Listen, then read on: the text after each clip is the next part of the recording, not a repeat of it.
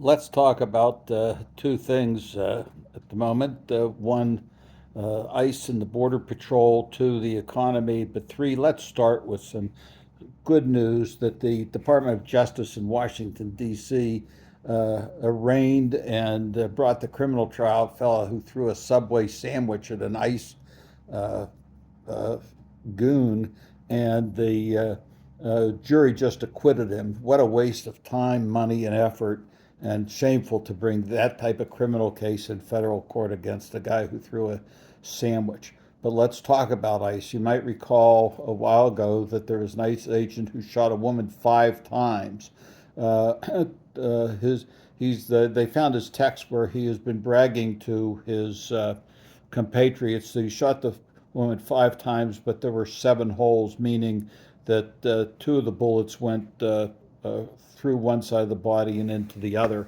To think that he's bragging about this type of thing when he shoots a woman, an unarmed woman who's trying to get away from him. The At the same time, where he said that she had tried to back into him and ram his car, and I think it was in Detroit, maybe Chicago, but between the time he said that and the time he produced his car, he took it 1,000 miles away in the state of Maine to get it buffed up and any repairs made on it before anybody could look at it to challenge the verisimilitude.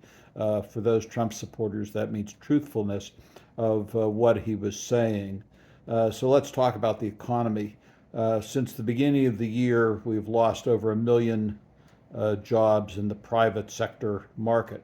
Last month, we lost 153,000, and these numbers are recession type numbers that we're getting to.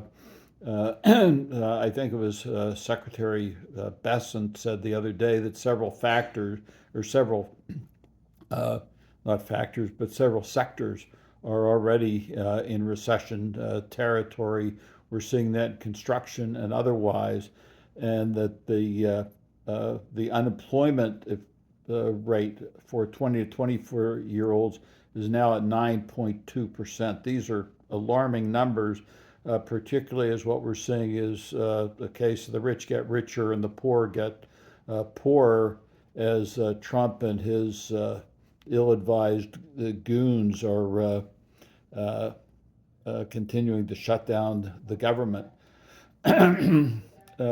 But the wage disparity is becoming. I think it's been alarming for a long time, but I think it's becoming more alarming by the day.